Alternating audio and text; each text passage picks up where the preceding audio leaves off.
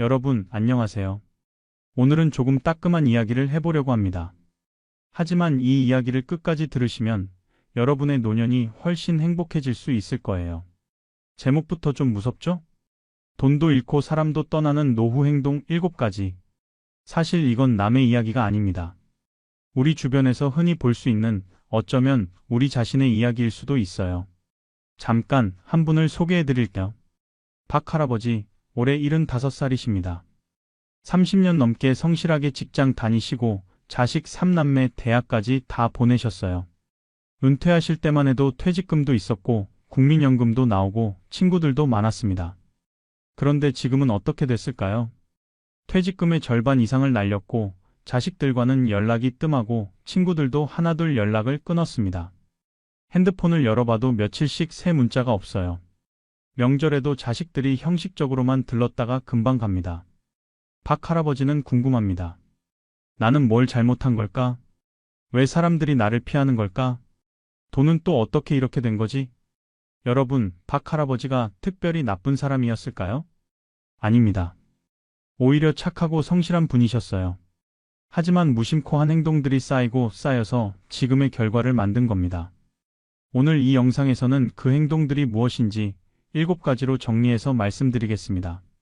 그리고 각 행동마다 실제 사례를 들어드릴 거예요. 더 중요한 건 어떻게 하면 이런 행동을 고칠 수 있는지 구체적인 방법도 알려드립니다. 혹시 이 7가지 중에 한두 가지라도 해당되시나요? 괜찮습니다. 지금 깨닫고 바꾸면 됩니다. 늦은 때란 없어요. 오늘부터라도 조금씩 바꿔나가면 관계도 회복되고 재산도 지킬 수 있습니다. 그럼 지금부터 시작하겠습니다. 편안하게 앉으셔서 끝까지 함께 해주세요. 혹시 불편한 진실이 나올 수도 있지만 그게 바로 성장의 시작입니다. 자, 첫 번째 행동부터 시작해볼까요? 첫 번째, 자식에게 과도하게 집착하고 간섭하는 행동입니다. 여러분, 자식 사랑은 당연한 겁니다. 부모라면 누구나 자식이 소중하고 잘 되기를 바라죠. 평생을 자식 키우느라 희생하고 헌신하셨잖아요.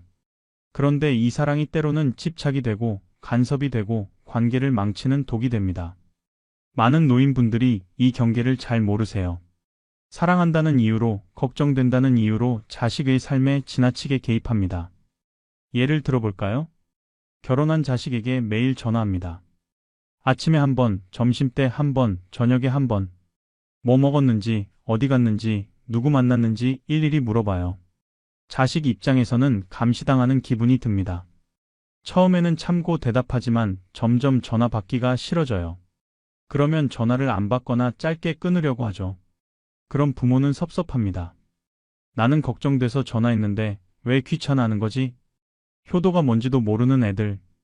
이렇게 생각하시는 거예요. 하지만 자식도 이제 어른입니다. 30대, 40대 어른에게 매일 뭐 먹었는지 물어보는 건 과한 거예요. 며느리나 사위에 대한 간섭은 더 심각합니다.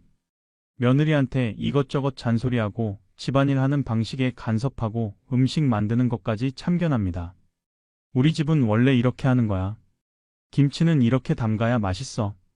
애들 밥은 이렇게 먹여야지. 이런 식으로 자기 방식을 강요하는 거죠. 며느리는 처음에는 시어머니 말씀이니까 참습니다. 하지만 계속되면 스트레스 받고 시댁 가기가 싫어져요. 그러면 아들한테 불평하고 부부싸움이 생기고 결국 가족 관계가 나빠집니다. 사위한테도 마찬가지예요. 직장은 어디 다니는지, 월급은 얼마 받는지, 승진은 언제 하는지, 집은 언제 살 건지, 차는 뭐 타는지 이런 걸 자꾸 물어보고 비교하고 평가합니다. 사위 입장에서는 평가받는 기분이에요. 장인, 장모님이 무섭고 만나기 싫어집니다. 그러면 딸한테도 부모님 좀 어떻게 해달라고 하죠. 결국 딸도 부모님 모시기가 부담스러워집니다. 손주 육아에 대한 간섭도 큰 문제입니다. 요즘 육아 방식은 예전과 많이 다릅니다. 예전에는 애기 울면 안아주지 말라고 했지만 요즘은 안아주래요. 예전에는 이유식을 빨리 시작했지만 요즘은 6개월 이후에 시작합니다. 예전에는 애기한테 꿀도 먹이고 이것저것 먹였지만 요즘은 1년 전에는 꿀을 절대 안 먹입니다.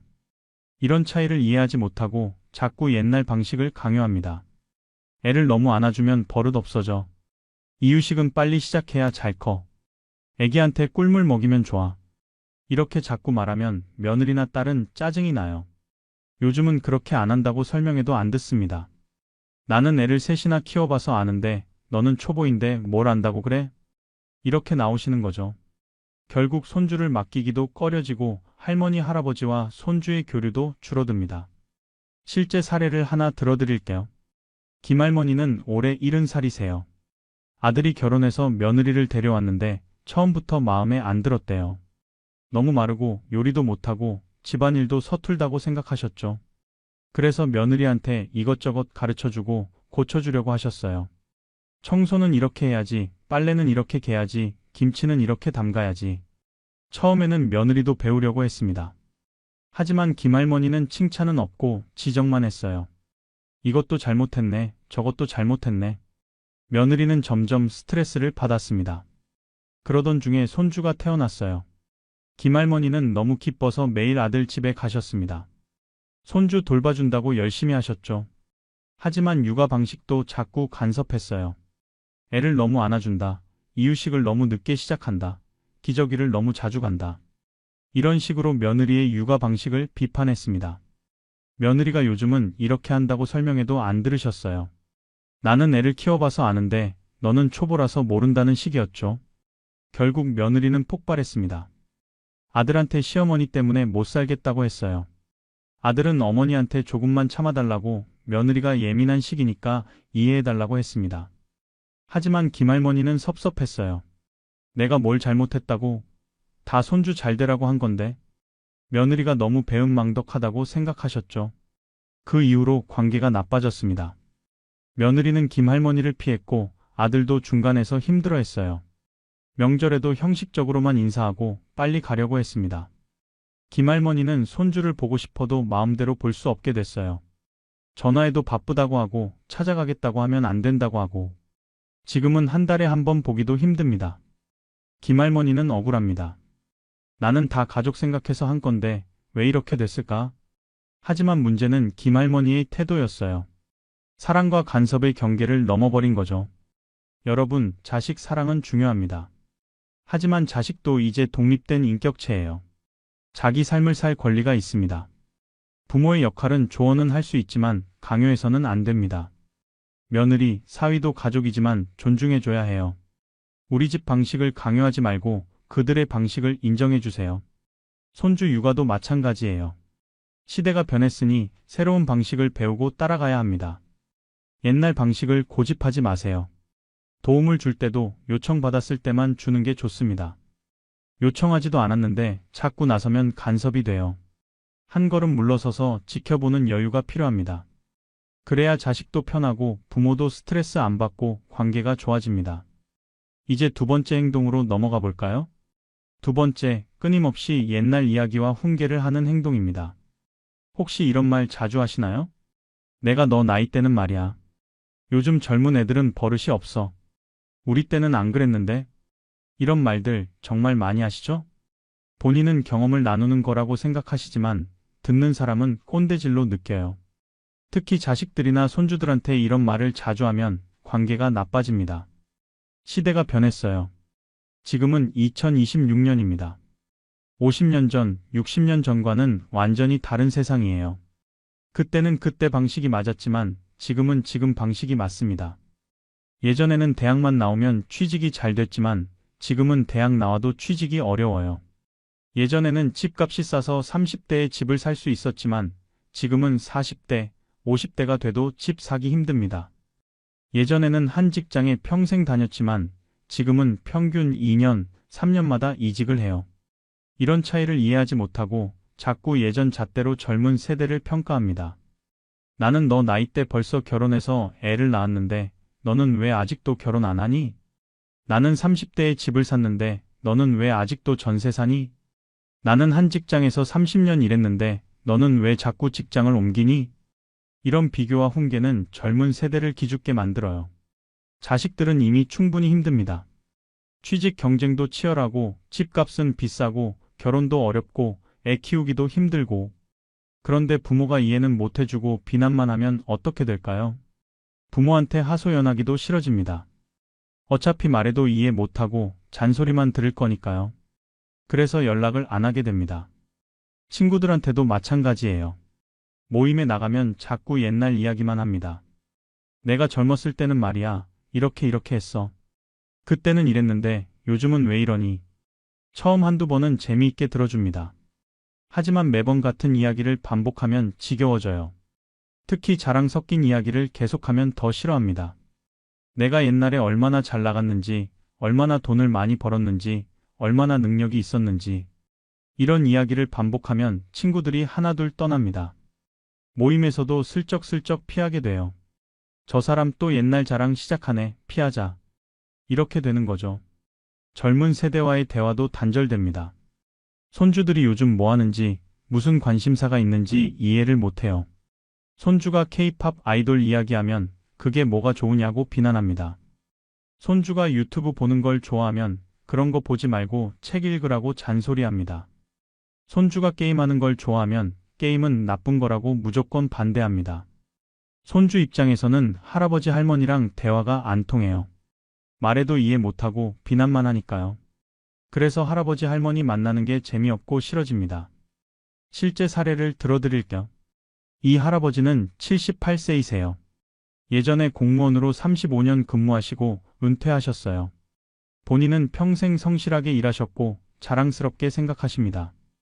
그래서 모임만 나가면 공무원 시절 이야기를 하세요. 내가 과장이었을 때는 말이야, 이렇게 일을 처리했어. 내가 부장이었을 때는 이런 프로젝트를 성공시켰지. 우리 때는 공무원이 정말 존경받는 직업이었어. 요즘 젊은 공무원들은 일도 안 하고 편하게만 살려고 해. 이런 이야기를 매번 반복하세요. 처음에는 친구들도 맞장구 쳐줬어요. 그래, 그랬지. 우리 때는 정말 열심히 일했지. 하지만 10년, 20년 똑같은 이야기를 들으니까 지겹습니다. 게다가 이 할아버지는 젊은 세대를 비난하는 말도 자주 하세요. 요즘 젊은 애들은 버릇이 없어. 우리 때는 어른 보면 인사라도 했는데 요즘은 그것도 안 해. 요즘 젊은 애들은 힘든 일은 안 하려고 해. 우리 때는 새벽부터 밤늦게까지 일했는데 말이야. 이런 말을 자꾸 하니까 함께 있는 사람들이 불편해집니다. 특히 손주들이 있으면 더 그래요. 손주들은 할아버지 말씀 듣기가 싫어요. 자기들을 비난하는 것 같거든요. 그래서 할아버지랑 같이 있기를 피합니다. 명절에도 할아버지가 또 옛날 이야기 하실까봐 빨리 가려고 해요. 친구들도 하나둘 이 할아버지를 피하기 시작했습니다. 모임 약속을 잡을 때 슬쩍 이 할아버지는 빼고 잡아요. 이 할아버지가 알고 물어보면 급하게 잡아서 연락 못했다고 핑계를 댑니다. 결국 이 할아버지는 모임에서 소외됐어요. 연락도 잘 안 오고 초대도 안 받고 혼자 외롭게 지내시게 됐습니다. 이 할아버지는 이해가 안 되세요. 나는 경험을 나눠주려고 한 건데 왜 사람들이 피하는 거지? 하지만 문제는 일방적인 소통이었어요. 자기 이야기만 하고 상대방 이야기는 안 들었던 거죠. 여러분, 대화는 주고받는 겁니다. 자기 이야기만 계속하면 독백이에요. 상대방의 이야기도 들어주고 공감해주고 질문도 해주고 이렇게 해야 대화가 즐거워집니다. 옛날 이야기를 아예 하지 말라는 게 아니에요. 가끔 적절하게 상황에 맞게 하면 좋습니다. 하지만 매번 같은 이야기를 자랑하듯이 하면 안 됩니다. 젊은 세대를 비난하지 마세요. 시대가 다른 거지 젊은 세대가 잘못된 게 아닙니다. 오히려 젊은 세대의 문화를 배우려고 노력하세요. 손주가 좋아하는 가수가 뭔지, 어떤 게임을 하는지 관심 가져주세요. 그럼 손주도 할아버지 할머니를 좋아하게 됩니다. 친구들과의 대화도 균형을 맞추세요. 내 이야기도 하지만 친구 이야기도 들어주고 요즘 어떻게 지내는지, 뭐가 고민인지 관심 가져주세요. 그럼 친구들도 만나는 게 즐거워집니다. 이제 세 번째 행동으로 넘어갈게요. 여기서부터는 돈과 직접 관련된 이야기인데요. 정말 조심하셔야 합니다. 세 번째, 검증되지 않은 투자와 사기에 당하는 행동입니다. 이게 정말 심각한 문제예요. 노인을 대상으로 한 사기가 얼마나 많은지 아십니까? 매년 수천억 원, 수조 원이 사기로 날아갑니다. 피해자 대부분이 60대 이상 노인들이에요. 왜 노인들이 사기에 잘 당할까요? 몇 가지 이유가 있습니다. 첫째, 외로움입니다. 나이가 들면 외롭습니다. 자식들은 바쁘고 친구들은 멀고 혼자 있는 시간이 많아요. 그러다가 누가 친절하게 다가와서 말을 걸면 기분이 좋습니다. 매일 전화하고 찾아오고 관심 가져주고 이러면 그 사람을 믿게 돼요. 그 사람이 투자하라고 하면 의심 없이 투자합니다. 둘째, 돈에 대한 불안입니다. 은퇴 후에는 수입이 줄어듭니다. 연금만으로는 생활이 빠듯해요. 저축한 돈도 점점 줄어들고 미래가 불안합니다. 그때 누가 나타나서 이렇게 말합니다. 이 투자하시면 한 달에 3%, 5% 수익 드립니다. 원금은 보장되고 위험 없습니다. 귀가 솔깃하죠. 한 달에 3%면 1년에 36%예요. 1,000만 원 투자하면 1년에 360만 원 이익입니다. 생활비에 보태면 좋겠다고 생각하는 거죠. 셋째, 정보 부족입니다. 요즘은 인터넷으로 정보를 검색하면 사기인지 아닌지 금방 알 수 있어요. 하지만 노인들은 인터넷 사용이 서툴러서 정보를 찾기 어렵습니다. 자식들한테 물어보면 되는데 그것도 안 해요. 괜히 물어봤다가 잔소리 들을까봐 혼날까봐 숨기는 거죠. 넷째, 지인 소개를 믿습니다. 친구가 소개해줬다, 교회 사람이 소개해줬다, 동창이 소개해줬다. 이러면 무조건 믿어요. 설마 친구가 교회 사람이 나를 속이겠어? 이렇게 생각하는 거죠. 하지만 그 친구도 속은 거예요.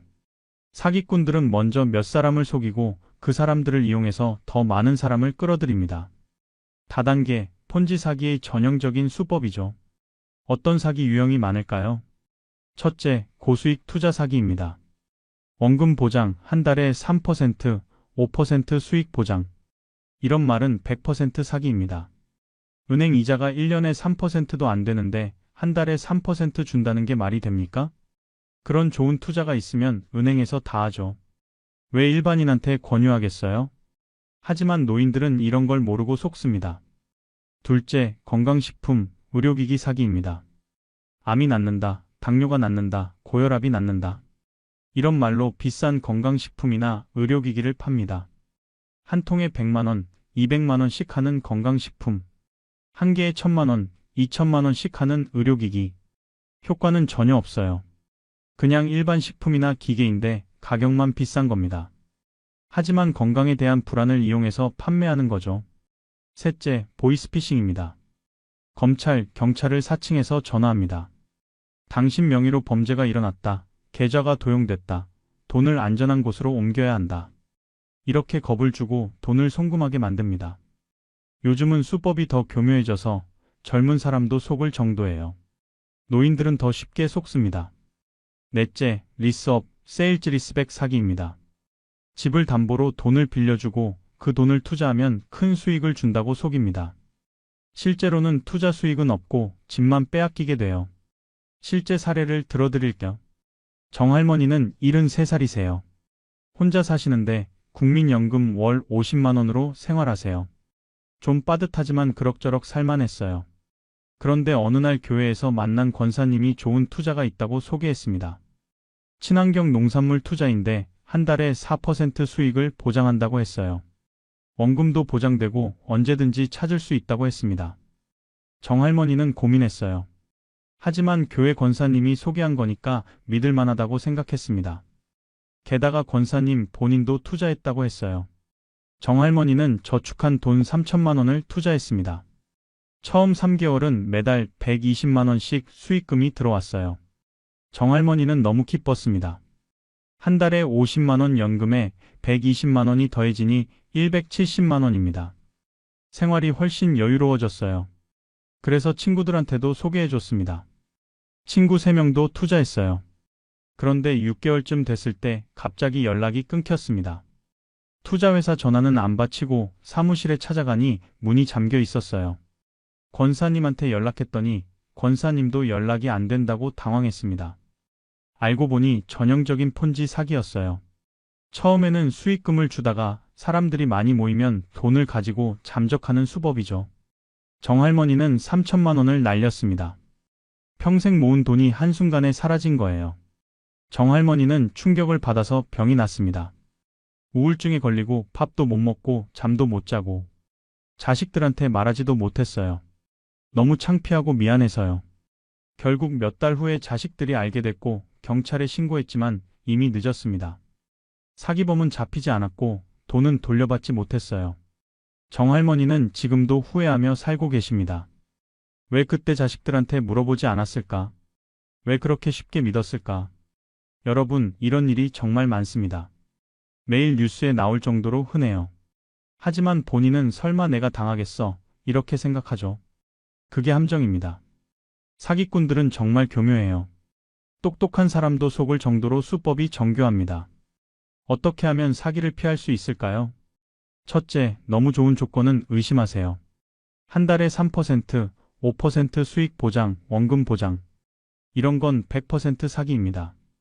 세상에 공짜 점심은 없어요. 높은 수익에는 반드시 높은 위험이 따릅니다. 둘째, 지인 소개라도 꼼꼼히 확인하세요. 친구가 소개했다고, 교회 사람이 소개했다고 무조건 믿지 마세요. 그 친구도 속은 걸 수도 있어요. 투자하기 전에 회사가 실제로 있는지, 금융감독원에 등록됐는지 확인하세요. 셋째, 자식들한테 꼭 물어보세요. 혼자 판단하지 말고 자식들한테 상의하세요. 젊은 사람들은 정보 검색도 잘하고 사기 수법도 잘 알아요. 창피하다고 잔소리 들을까봐 숨기지 마세요. 나중에 돈 잃는 게 훨씬 더 창피합니다. 넷째, 급하게 결정하지 마세요. 사기꾼들은 지금 안 하면 기회를 놓친다고 재촉합니다. 한정 수량이다. 오늘까지만 이 조건이다. 이렇게 압박해요. 절대 서두르지 마세요. 며칠, 몇 주 생각해보고 결정해도 늦지 않습니다. 진짜 좋은 투자면 나중에 해도 돼요. 다섯째, 계약서를 꼼꼼히 읽으세요. 잘 모르면 자식이나 전문가한테 보여주세요. 구두 약속만 믿지 말고 반드시 문서로 확인하세요. 사기를 당했다면 즉시 경찰에 신고하고 금융감독원에도 신고하세요. 창피하다고 숨기지 마세요. 신고해야 다른 사람이라도 피해를 막을 수 있어요. 돈을 잃는 것도 문제지만 더 큰 문제는 심리적 충격입니다. 사기당한 노인들은 우울증, 불안증에 걸리고 건강도 나빠집니다.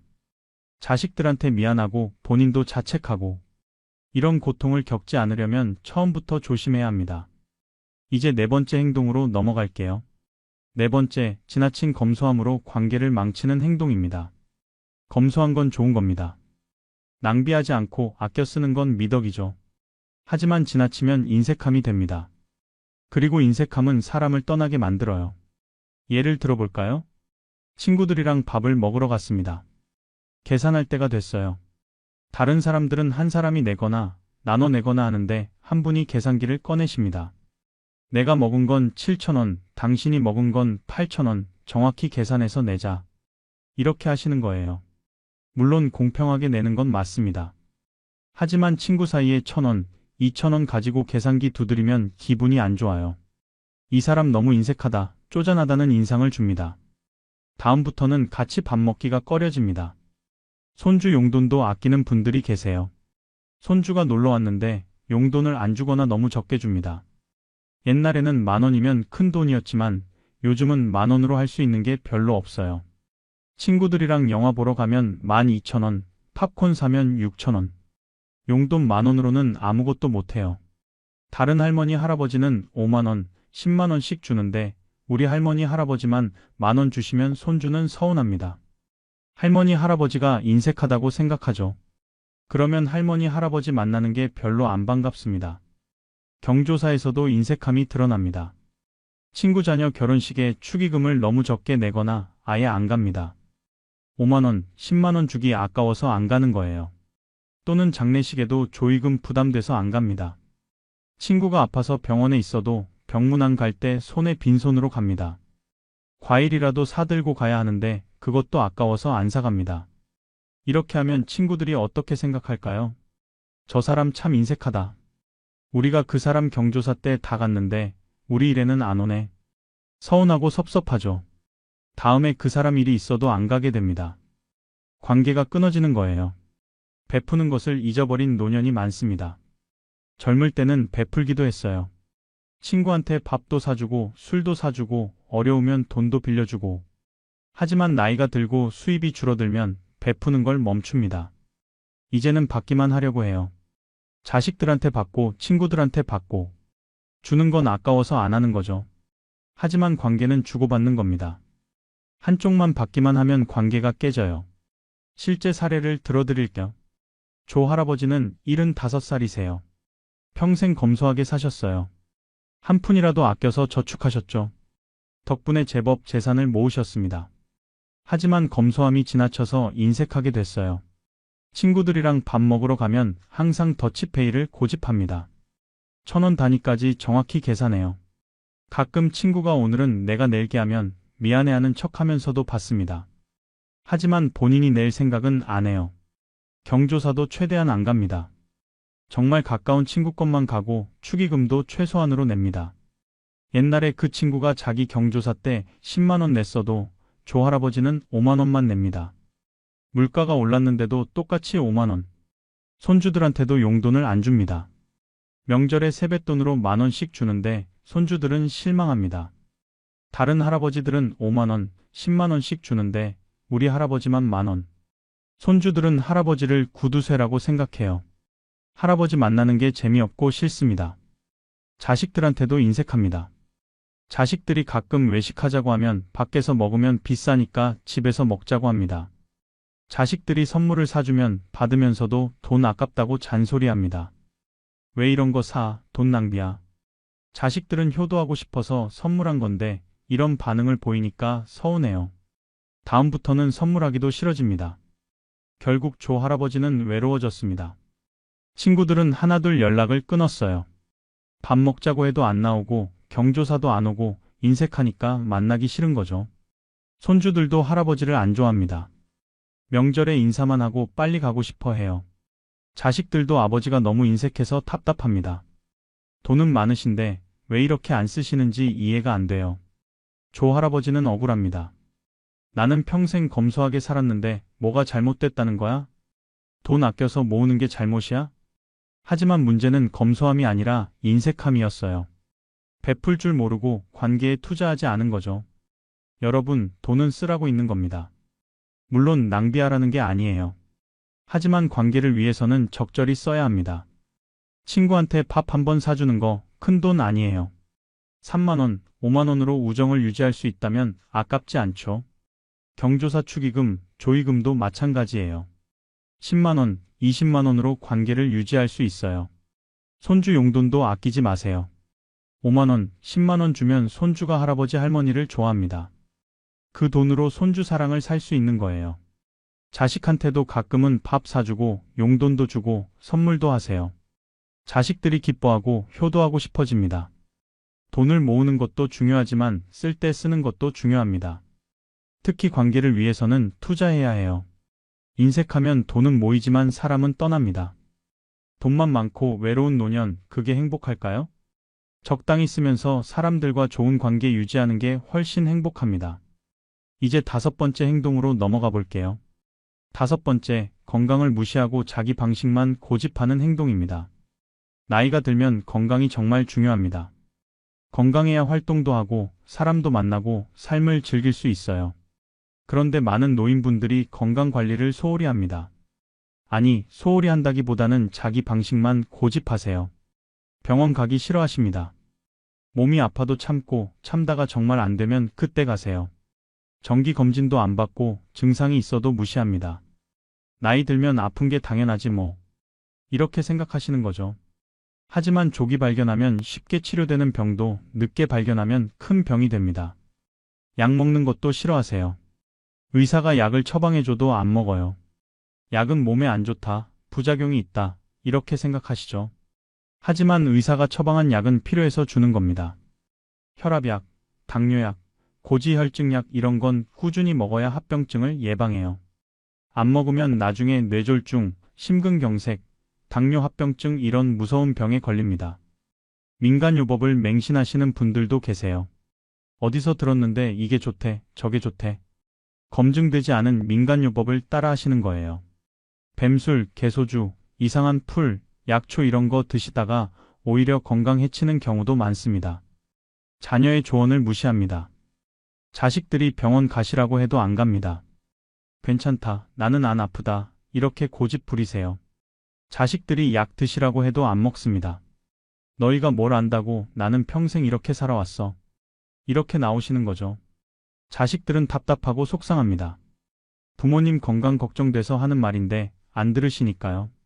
결국 부모님이 큰 병에 걸리면 자식들이 고생합니다. 병원 모시고 다니고 간병하고 비용도 되고 부모님도 고생하지만 자식들도 고생하는 거예요. 실제 사례를 들어드릴게요. 강 할아버지는 73살이세요. 10년 전에 당뇨 진단을 받으셨어요. 의사가 약을 처방해주고 식이요법을 하라고 운동을 하라고 했습니다. 하지만 강 할아버지는 약을 안 먹었어요. 약은 몸에 안 좋다고 생각하셨거든요. 대신 민간요법을 찾아다녔습니다. 어디서 여주가 당뇨에 좋다고 해서 여주즙을 먹고 돼지 감자가 좋다고 해서 돼지 감자를 먹고 하지만 혈당은 계속 높았어요. 자식들이 약 먹으시라고 병원 가시라고 했지만 안 들으셨습니다. 나는 괜찮아, 내가 알아서 할게. 5년이 지나고 합병증이 시작됐습니다. 발이 저리고 눈이 침침하고 상처가 잘 안 낫고 그래도 병원 안 가셨어요. 그러다가 발에 상처가 나서 곪기 시작했습니다. 당뇨 합병증으로 발이 썩어 들어간 거예요. 결국 병원에 실려갔고 발가락을 절단해야 했습니다.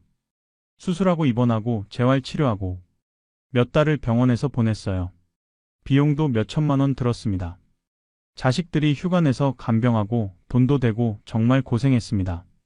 강 할아버지는 후회했어요. 진작 약을 먹고 병원에 다녔으면 이렇게까지 안 됐을 텐데. 자식들한테 미안하고 본인도 고통스럽고 하지만 이미 늦었습니다. 발가락을 잃었고 지금도 혈당 관리를 해야 하고 평생 약을 먹어야 합니다. 여러분, 건강은 정말 중요합니다. 돈이 많아도 건강 잃으면 의미 없어요. 건강할 때 관리해야 합니다. 병원 정기 검진 꼭 받으세요. 1년에 한 번 국가에서 제공하는 건강검진이라도 꼭 받으세요. 이상이 있으면 빨리 발견해서 치료하는 게 중요합니다. 의사가 처방한 약은 꼭 먹으세요. 약이 몸에 안 좋다고 생각하시겠지만 안 먹는 게 더 안 좋아요. 약의 부작용보다 병의 합병증이 훨씬 무섭습니다. 민간요법은 조심하세요. 검증되지 않은 방법은 오히려 해로울 수 있어요. 의사와 상담 없이 함부로 하지 마세요. 자녀의 조언을 들으세요. 자식들이 병원 가라고 하면 가세요. 자식들이 걱정돼서 하는 말이니까 고집 부리지 마세요. 건강관리는 자신을 위해서도 중요하지만 가족을 위해서도 중요합니다. 부모가 건강해야 자식들도 마음 편합니다. 부모가 아프면 자식들이 고생해요. 가족을 사랑한다면 건강관리 잘하세요. 이제 6번째 행동으로 넘어갑니다. 6번째, 새로운 것을 배우길 거부하는 행동입니다. 세상은 빠르게 변합니다. 특히 요즘은 디지털 시대예요. 스마트폰, 인터넷, 키오스크, 온라인 뱅킹 이런 게 일상이 됐죠. 하지만 많은 노인분들이 이런 새로운 기술을 배우길 거부합니다. 나는 못해, 나는 늙어서 안 돼, 너무 어려워. 이렇게 포기해버리는 거예요. 물론 처음에는 어렵습니다. 젊은 사람들도 새로운 기술 배우는 게 쉽지 않아요. 하지만 노인분들은 시도조차 안 하세요. 스마트폰 사용을 거부합니다.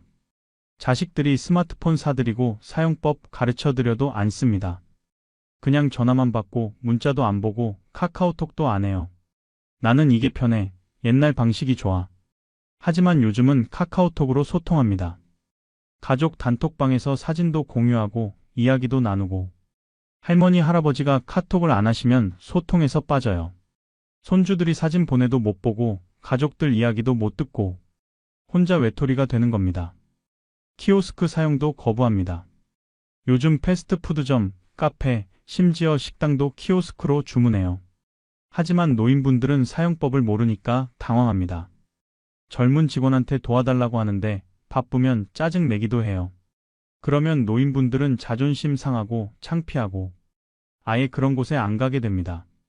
선택의 폭이 줄어드는 거죠. 온라인 뱅킹, 인터넷 쇼핑도 못합니다. 요즘은 은행 창구 가는 것보다 인터넷으로 하는 게 편해요. 집에서 클릭 몇 번으로 송금하고 잔액 확인하고 하지만 못하시니까 은행에 직접 가야 해요. 은행도 요즘은 창구를 줄이고 있어서 오래 기다려야 합니다. 불편한 거죠. 손주들과의 소통도 단절됩니다. 요즘 손주들은 카톡, 인스타그램, 유튜브로 소통해요. 할머니, 할아버지가 이런 걸 못하시면 손주들과 대화가 안 통합니다. 손주가 유튜브 보는 걸 좋아하는데 할머니, 할아버지는 유튜브가 뭔지도 몰라요. 손주가 인스타에 사진 올렸는데 할머니, 할아버지는 못 봐요. 손주들은 할머니, 할아버지랑 대화하기 힘들다고 생각합니다. 세대 차이가 너무 크다고 느끼는 거죠. 실제 사례를 들어드릴게요. 윤할머니는 70세이세요. 자식들이 몇 년 전에 스마트폰을 사드렸어요. 카카오톡 깔아드리고 사용법도 가르쳐드렸습니다. 처음에는 윤할머니도 배워보려고 했어요. 하지만 버튼이 너무 많고 복잡하고 자꾸 잘못 눌러서 포기했습니다. 나는 안 돼, 너무 어려워. 그래서 스마트폰은 그냥 서랍에 넣어두고 예전 폴더폰을 씁니다. 전화만 받고 문자도 거의 안 보세요. 자식들은 가족 단톡방을 만들었어요. 아들, 며느리, 딸, 사위, 손주들 다 들어와 있고 매일 대화합니다.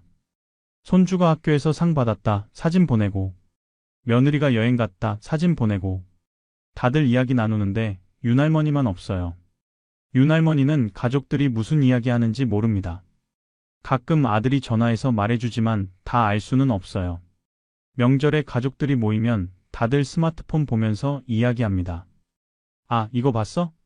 단톡방에 올라온 사진. 윤할머니는 무슨 이야기인지 모릅니다. 혼자 소외된 기분이에요. 손주들이 할머니, 카톡하세요. 이러면 윤할머니는 창피합니다. 나는 못해, 너무 어려워서. 손주들은 요즘 할머니들도 다 카톡하시는데 우리 할머니만 왜 안 하시나 싶어요. 답답하고 좀 불편합니다. 윤할머니는 외롭습니다. 가족들과 소통이 안 되니까요. 혼자 집에 있으면 더 외로워요. 전화해도 자식들은 바쁘다고 짧게 끊고 카톡으로는 자주 이야기하는데 윤할머니는 카톡을 안 하니까 그 대화에 끼지 못해요. 여러분, 새로운 것을 배우는 건 어렵습니다. 특히 나이가 들면 더 어려워요. 하지만 포기하면 안 됩니다. 천천히 조금씩 배우면 할 수 있어요. 스마트폰 사용법, 어려워 보이지만 기본만 익히면 됩니다. 전화 받기, 문자 보내기, 카카오톡 하기. 이 세 가지만 할 수 있어도 충분해요.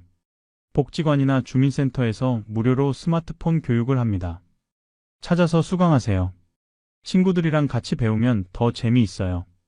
자식들한테 도움을 요청하세요. 바쁘더라도 시간 내서 천천히 가르쳐 달라고 하세요. 한 번에 다 배우려고 하지 말고 하나씩 익히세요. 오늘은 카톡 메시지 보내기, 내일은 사진 보내기, 이렇게요. 메모해 두세요. 스마트폰 사용법을 적어두고 잊어버리면 보면서 하세요. 처음에는 느리고 서툴러도 괜찮습니다. 반복하다 보면 익숙해져요. 새로운 것을 배우면 좋은 점이 많아요. 첫째, 가족과 소통이 잘 됩니다. 카톡으로 매일 이야기 나누고 사진 보고 가까워져요. 둘째, 친구들과도 연락하기 편합니다. 전화는 부담스러워도 카톡 문자는 편하게 보낼 수 있어요. 셋째, 정보를 얻을 수 있습니다.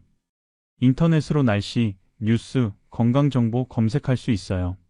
넷째, 치매 예방에도 도움이 됩니다. 새로운 것을 배우고 뇌를 사용하면 치매 예방에 좋아요. 다섯째, 자신감이 생깁니다. 나도 할 수 있다는 성취감이 생겨요. 늦었다고 생각하지 마세요.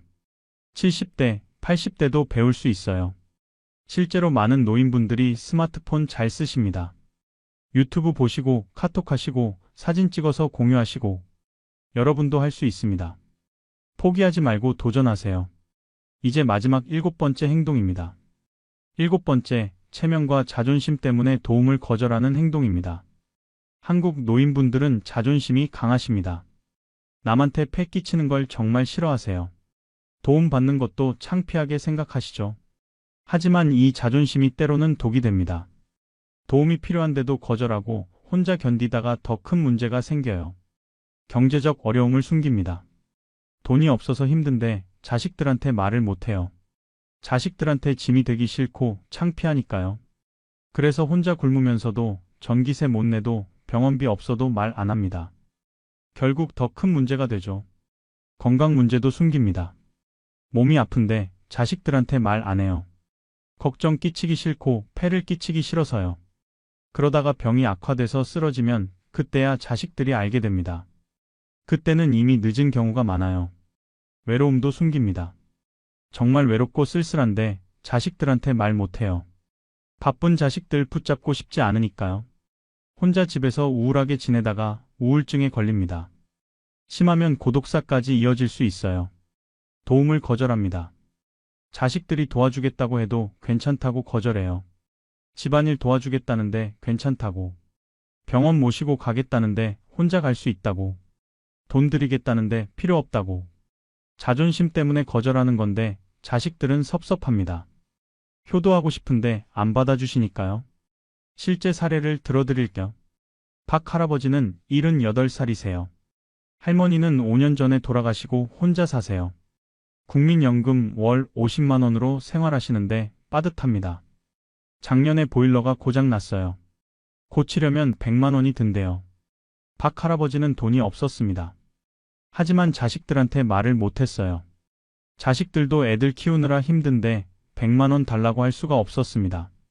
그래서 겨울을 전기장판 하나로 버텼어요. 정말 추웠습니다. 감기도 걸리고 건강도 나빠졌어요. 그러다가 봄이 되어서야 아들이 집에 왔다가 보일러 고장 난 걸 알았습니다. 아들은 깜짝 놀랐어요. 아버지, 왜 말씀 안 하셨어요? 제가 고쳐드렸을 텐데. 박 할아버지는 미안하다고만 했습니다. 너희도 힘든데 어떻게 말을 하니? 아들은 서운했습니다. 저는 아버지 아드님인데 왜 말씀 안 하세요? 이렇게 추운 겨울을 혼자 견디셨다니 너무 속상하다고 했어요. 몇 달 후에는 박 할아버지가 넘어져서 다쳤습니다. 허리를 다쳐서 움직이기 힘들었어요. 하지만 이번에도 자식들한테 말을 안 했습니다. 며칠 침대에 누워서 참았어요. 밥도 제대로 못 먹고 화장실 가기도 힘들고 일주일쯤 지나서 딸이 전화했는데 목소리가 이상했어요. 딸이 급하게 달려가 보니 박 할아버지가 침대에 누워 계셨습니다. 바로 병원에 모시고 가서 검사했는데 허리 골절이었어요. 입원하고 수술하고 몇 주를 병원에서 보냈습니다. 딸은 화가 났어요. 아버지, 왜 전화 한 통 안 하셨어요? 이렇게까지 참으시면 어떡해요? 박 할아버지는 미안하다고만 했습니다. 너희 일 바쁜데 폐 끼치기 싫어서. 딸은 눈물이 났습니다. 저희는 아버지 자식인데 무슨 폐예요? 아버지가 힘드시면 저희가 도와드려야죠. 왜 혼자 참으세요? 하지만 박 할아버지의 자존심은 여전했습니다. 퇴원 후에도 자식들 도움을 최대한 안 받으려고 하세요. 혼자 할 수 있다고 괜찮다고. 자식들은 답답합니다. 아버지가 너무 고집이 세서 어떻게 할 수가 없어요. 그러다가 작년 겨울 박 할아버지와 며칠 연락이 안 됐습니다. 아들이 걱정돼서 집에 갔는데 박 할아버지가 쓰러져 계셨어요. 다행히 살아계셨지만 이틀 동안 물도 못 먹고 누워 계셨대요. 병원에 실려갔고 탈수와 저체온증으로 위험했습니다. 의사가 말했습니다. 조금만 늦었으면 큰일 날 뻔했어요. 혼자 사시는 노인분은 정기적으로 연락하고 확인해야 합니다. 아들은 정말 무서웠어요. 아버지가 고독사 할 뻔했구나. 그 후로 아들은 매일 전화하고 일주일에 한 번은 꼭 방문합니다. 박 할아버지한테 같이 살자고 했지만 박 할아버지는 거절했어요. 너희 가정에 폐 끼치기 싫다고. 여러분, 이 이야기가 남의 이야기 같으신가요? 실제로 많은 노인분들이 이렇게 지내십니다. 자존심 때문에, 체면 때문에 도움을 거절하고 혼자 견디고 결국 더 큰 문제가 생기는 거예요. 자식에게 도움을 청하는 건 폐가 아닙니다. 자식은 부모를 도울 의무가 있고 도와드리고 싶어 해요. 부모가 도움을 거절하면 자식들이 오히려 섭섭합니다. 효도할 기회를 주지 않는 거니까요. 경제적으로 어려우면 말하세요. 자식들이 능력되면 도와줄 겁니다. 못 도와줘도 최소한 알고는 있어야 해요. 그래야 같이 해결 방법을 찾을 수 있습니다. 건강 문제도 숨기지 마세요. 아프면 바로 말하고 병원 가세요. 자식들이 걱정한다고 숨기면 안 됩니다. 병이 악화돼서 더 큰 걱정과 부담을 주게 돼요. 외로우면 표현하세요. 자식들한테 자주 연락하고 만나고 싶다고 말하세요. 바쁜 자식들 이해하지만 부모님이 외롭다고 하면 시간 냅니다. 혼자 참지 마세요. 복지 서비스도 이용하세요. 요즘은 독거노인을 위한 서비스가 많아요. 도시락 배달, 안부 전화, 방문 요양 이런 거요. 창피하다고 생각하지 말고 적극적으로 이용하세요. 세금 내고 받는 서비스니까 권리입니다. 이웃과도 소통하세요. 혼자 사시면 이웃한테 연락처 알려주고 가끔 안부 확인하게 하세요. 며칠 안 보이면 확인해달라고 부탁하세요. 자존심 내려놓는 게 쉽지 않다는 거 압니다. 평생 자식 키우고 가족 먹여 살리고 강하게 사셨으니까요. 약한 모습 보이기 싫으시죠? 하지만 나이 들면 도움이 필요합니다. 그건 약한 게 아니라 자연스러운 겁니다. 도움 받는 것도 지혜예요. 혼자 고집 부리다가 더 큰 문제 생기는 것보다 도움 받아서 건강하게 사는 게 낫습니다. 자식들도 사회도 도와주고 싶어 합니다. 그 도움을 받아들이세요. 자, 여기까지 7가지 행동을 모두 살펴봤습니다. 이제 마무리하면서 정리해 볼게요. 오늘 우리가 이야기한 돈도 잃고 사람도 떠나는 노후 행동 7가지. 첫째, 자식에게 과도하게 집착하고 간섭한다. 둘째, 끊임없이 옛날 이야기와 훈계를 한다. 셋째, 검증되지 않은 투자와 사기에 당한다. 넷째, 지나친 검소함으로 관계를 망친다. 다섯째, 건강을 무시하고 자기 방식만 고집한다. 여섯째, 새로운 것을 배우길 거부한다. 일곱째, 체면과 자존심 때문에 도움을 거절한다. 이 7가지 중에 혹시 해당되는 게 있으신가요? 한두 가지쯤은 있을 수 있습니다. 괜찮아요. 중요한 건 지금 깨닫고 지금부터 바꾸는 겁니다. 늦은 때란 없어요. 오늘부터라도 조금씩 바꿔나가면 관계도 회복되고 돈도 지키고 행복한 노년을 보낼 수 있습니다. 구체적으로 어떻게 할까요? 첫째, 자식을 존중하세요. 자식도 이제 어른입니다. 자기 삶을 살 권리가 있어요. 조언은 할 수 있지만 강요하지 마세요. 며느리, 사위도 존중하고 손주 육아도 간섭하지 마세요. 한 걸음 물러서서 지켜보는 여유를 가지세요. 둘째, 경청하세요. 내 이야기만 하지 말고 상대방 이야기를 들어주세요. 젊은 세대의 문화를 이해하려고 노력하세요. 비난하지 말고 관심 가져주세요. 대화는 주고받는 겁니다. 셋째, 투자는 신중하게 하세요. 너무 좋은 조건은 의심하세요. 지인 소개라도 꼼꼼히 확인하세요. 자식들한테 반드시 상의하세요. 급하게 결정하지 마세요. 넷째, 적절히 베푸세요. 관계를 위해서는 투자해야 합니다. 친구한테 밥 사주고 경조사 참여하고 손주 용돈 주세요. 인색하면 사람이 떠납니다. 다섯째, 건강 관리하세요. 정기 검진 받고 약 잘 먹고 병원 다니세요. 자녀의 조언 들으세요. 민간요법보다 의학을 믿으세요. 건강이 최고의 재산입니다. 여섯째, 새로운 것을 배우세요. 스마트폰, 카카오톡 배우세요. 복지관 교육 프로그램 참여하세요. 포기하지 말고 천천히 익히세요. 배움에는 나이가 없습니다. 일곱째, 도움을 받아들이세요. 자존심 내려놓고 필요하면 도움을 청하세요. 자식에게 어려움을 말하고 복지 서비스 이용하세요. 도움 받는 것도 지혜입니다. 이 7가지를 실천하면 여러분의 노년은 훨씬 행복해질 겁니다. 돈도 지키고 사람도 지키고 건강도 지킬 수 있어요. 물론 쉽지 않습니다. 평생 살아온 습관을 바꾸는 건 어려운 일이에요. 하지만 한 번에 다 바꾸려고 하지 마세요. 하나씩 조금씩 바꿔나가면 됩니다. 오늘은 자식한테 전화해서 간섭하지 말고 그냥 안부만 물어보세요. 내일은 친구 만나서 내 이야기만 하지 말고 친구 이야기도 들어주세요. 모레는 스마트폰 켜서 카톡 하나 보내보세요. 이렇게 작은 변화들이 모여서 큰 변화가 됩니다. 그리고 기억하세요. 여러분은 소중한 사람입니다. 평생 열심히 사셨고 가족을 위해 희생하셨어요. 존경받을 만한 분들이에요. 이제는 여러분 자신을 위해서도 살아야 합니다. 행복한 노년을 보낼 자격이 있어요. 자식들도 여러분이 행복하기를 바랍니다. 건강하고 즐겁고 사람들과 좋은 관계 유지하며 사시길 바라요. 그러니까 고집 내려놓고 변화를 받아들이고 도움도 받으시면서 행복하게 사세요. 오늘 이 영상이 여러분께 조금이라도 도움이 됐으면 좋겠습니다. 따끔한 이야기도 있었지만 다 여러분을 위한 마음에서 한 이야기입니다. 긴 시간 끝까지 함께 해주셔서 정말 감사합니다. 여러분 모두 건강하시고 행복하시고 사랑받는 노년 보내시길 진심으로 기원합니다. 오늘부터 조금씩 바꿔나가세요. 그럼 1년 후, 2년 후에는 지금보다 훨씬 행복하실 겁니다. 다음에 또 유익한 이야기로 찾아뵙겠습니다. 그때까지 건강하세요.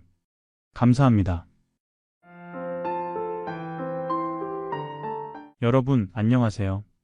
오늘은 조금 무거울 수도 있지만 우리 모두가 한 번쯤은 생각해봐야 할 이야기를 해보려고 합니다. 바로 나이 들어서 돈이 있는 사람과 없는 사람의 실질적인 생활 차이에 대한 이야기입니다. 혹시 이런 생각 해보신 적 있으신가요? 나이 들면 다들 비슷하게 사는 거 아닌가? 젊을 때는 돈이 중요하지만 나이 들면 건강이 전부지. 물론 맞는 말입니다. 건강이 정말 중요하죠. 하지만 오늘 이 영상을 끝까지 보시면 여러분은 한 가지 놀라운 사실을 발견하시게 될 겁니다. 나이 들어서도, 아니 어쩌면 나이 들수록 경제력이 만들어내는 삶의 차이는 생각보다 훨씬 크고 훨씬 구체적이라는 것을요. 잠깐 상상을 한번 해보시겠습니까? 같은 아파트 단지에 사는 두 분의 70대 어르신이 있습니다. 한 분은 은퇴 후에도 여유로운 연금과 저축으로 경제적 걱정 없이 지내시는 분이고요. 다른 한 분은 기초연금에 의지하며 자녀들에게 손 벌리지 않으려고 아껴가며 사시는 분입니다. 이 두 분의 아침은 어떻게 다를까요? 점심은? 저녁은? 병원에 가는 횟수는? 친구를 만나는 빈도는? 표면적으로는 같은 동네에 살고 비슷한 나이에 비슷하게 건강해 보이는 두 분이지만요. 실제로 하루하루 살아가는 모습은 완전히 다릅니다. 마치 같은 무대 위에서 전혀 다른 연극을 하고 있는 것처럼 말이죠. 오늘 이 영상에서는 여러분께 6가지 구체적인 차이를 보여드리겠습니다. 아침에 눈 뜨는 순간부터 건강관리, 주거환경, 인간관계, 여가생활, 그리고 마음속 깊은 곳의 심리적 차이까지요. 이 이야기는 단순히 돈이 많고 적음을 비교하려는 게 아닙니다. 우리가 앞으로 어떻게 준비해야 할지, 무엇이 정말 중요한지를 함께 생각해보는 시간입니다. 그럼 지금부터 시작하겠습니다. 편안하게 앉으셔서 끝까지 함께 해주세요. 자, 이제 본격적으로 들어가 보겠습니다. 먼저 하루의 시작, 아침부터 이야기해 볼까요? 여러분은 아침에 몇 시에 일어나시나요? 그리고 일어나자마자 어떤 생각을 하시나요? 아, 오늘 뭐 먹지? 날씨가 어떤가? 오늘 할 일이 뭐가 있지? 이런 평범한 생각들을 하시죠. 그런데 경제적으로 여유로운 노년과 그렇지 못한 노년의 아침은 눈 뜨는 순간부터 다릅니다. 먼저 수면의 질부터 차이가 납니다. 경제적 여유가 있는 분들은 대체로 수면 환경이 좋습니다. 적절한 온도와 습도가 유지되는 방에서 편안한 침대에서 주무시죠. 허리가 아프면 좋은 매트리스로 바꾸고 목이 불편하면 기능성 베개를 구입합니다. 여름에는 에어컨을 틀고 겨울에는 따뜻하게 난방을 해서 주무십니다. 당연한 거 아니냐고요? 그런데 경제적으로 어려운 분들은 다릅니다. 여름에는 전기세가 무서워서 에어컨을 틀지 못합니다. 선풍기만 틀고 더위를 견디다 보니 자주 깨고 숙면을 취하지 못하죠. 겨울에는 난방비 걱정에 내복을 여러 겹 껴입고 이불을 두껍게 덮고 주무십니다. 그래도 추운 건 마찬가지입니다. 새벽에 추워서 깨는 날이 한두 번이 아니에요. 침대도 오래된 것이라 스프링이 망가져서 허리가 아픈데 바꿀 형편이 안 됩니다. 그냥 참고 주무시는 거죠.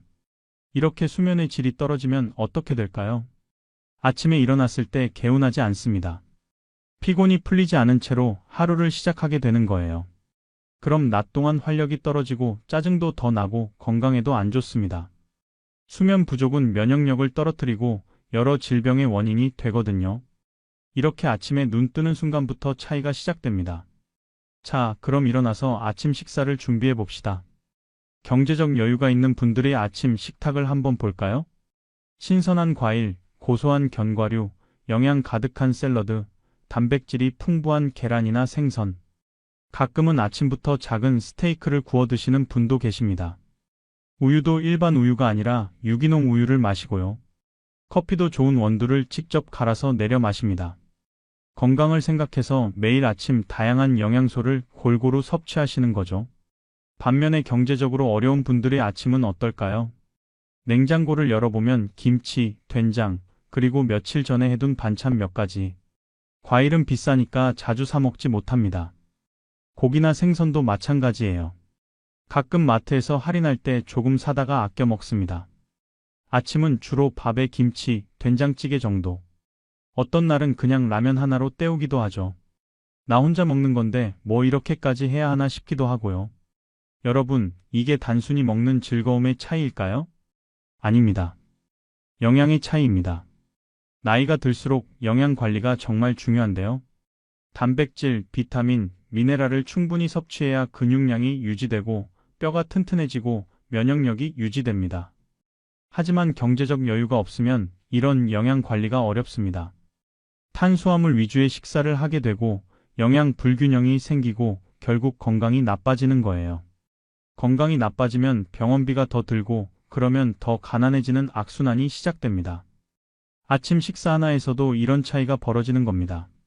식사를 마치고 나면 이제 하루를 어떻게 보낼지 생각하게 되죠. 경제적 여유가 있는 분들은 선택지가 많습니다. 오늘은 친구들이랑 골프 칠까? 아니면 문화센터에서 하는 서예 수업 들으러 갈까? 날씨 좋은데 강변 산책하고 카페에서 책이나 읽을까? 이렇게 하고 싶은 걸 선택할 수 있어요. 물론 돈이 드는 활동도 있지만 그게 부담이 되지 않으니까 마음 편하게 선택하는 거죠. 하지만 경제적으로 어려운 분들은요, 선택지가 제한적입니다. 오늘도 집에서 텔레비전이나 볼까?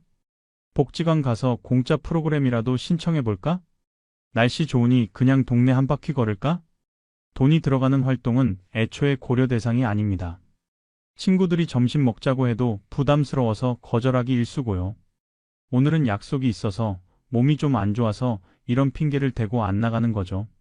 실제로는 식당비 2만 원, 3만 원이 아까워서인데 말이에요. 이렇게 아침에 눈 뜨는 순간부터 하루를 시작하는 방식이 완전히 다릅니다. 한쪽은 여유롭고 선택의 자유가 있는 아침이고요. 다른 한쪽은 제약과 걱정으로 시작하는 아침입니다. 여기서 중요한 건 이게 하루 만의 이야기가 아니라는 겁니다. 이런 아침이 매일 반복되면 어떻게 될까요? 여유로운 아침을 맞이하는 분은 점점 더 활력이 생기고 긍정적이 되고 건강도 좋아집니다. 반면 제약 많은 아침을 맞이하는 분은 점점 더 무기력해지고 우울해지고 건강도 나빠질 수 있어요. 아침 한 끼, 아침 몇 시간의 차이가 결국 삶 전체의 질을 좌우하는 겁니다. 실제로 제가 아는 두 분의 이야기를 해드릴게요. 같은 동네에 사시는 김 할아버지와 이 할아버지입니다. 두 분 다 올해 75살이세요. 김 할아버지는 공무원 연금이 나오셔서 한 달에 300만 원 정도 수입이 있으십니다.